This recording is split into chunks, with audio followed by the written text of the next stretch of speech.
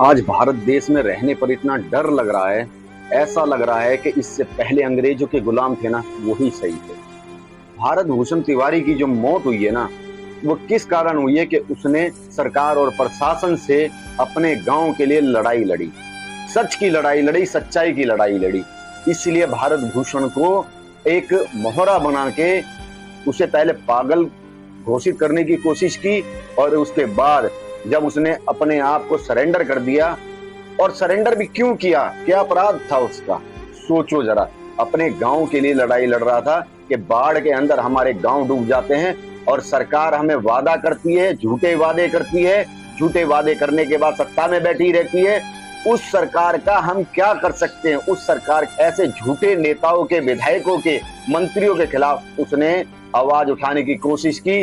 अपने गांव में जो हर साल बाढ़ में उन गांव घर के घर बह जाते थे, पूरा गांव का गांव बह जाता था, उसके लिए उसने आवाज उठाई। उस आवाज को सरकार और सिस्टम ने किस प्रकार से दबाया, ऐसा लग रहा है कि आज अगर हम भारत के अंदर हैं तो हम गुलाम हैं।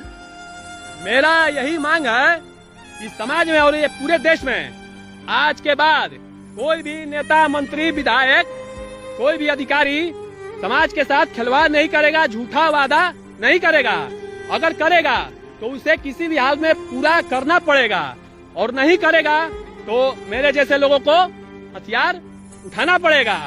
और दूसरी बात यह है कि हमारे समाज और देश में जो भी जहाँ भी जो कार्य होना चाहिए, हर गांव, हर मोहल्ले, हर शहर, हर कस्बे के लिए सामाजिक काम, विकास का कार्य, जिससे हमारा देश आगे बढ़े, तो उन सभी कार्यों को बिना किसी लापरवाही के साथ, बिना भ्रष्टाचार के साथ और बिना किसी कुछ भी गलत कार्य के साथ अच्छे से किया जाए, पूरी तरह से धरातल पे। तो ये मांग कैसे पूरा होगा बताइए? अच्छा ठीक है, तो मान लीजिए कि आप लोगों के द्वारा बोला गया कि पूरा, सुनिए सुनिए, अभी नहीं रखा जाएगा, सुनिए, अभी बात खत्म नहीं हुआ है, ठीक है? अगर इन लोग बोल रहा है कि मांगे पूरी की जाएंगी, आपके बात को लिखित रूप में या मौखिक रूप में ऊपर पहुंचाई जाएगी, तो इसमें क्या समस्या है? तो फिर शस्त्र डालने में मेरा कोई समस्या नहीं। जब मांगे मेरी जो पूरी होगी तो शस्त्र डाल दिया जाएगा, इसमें कोई समस्या नहीं है।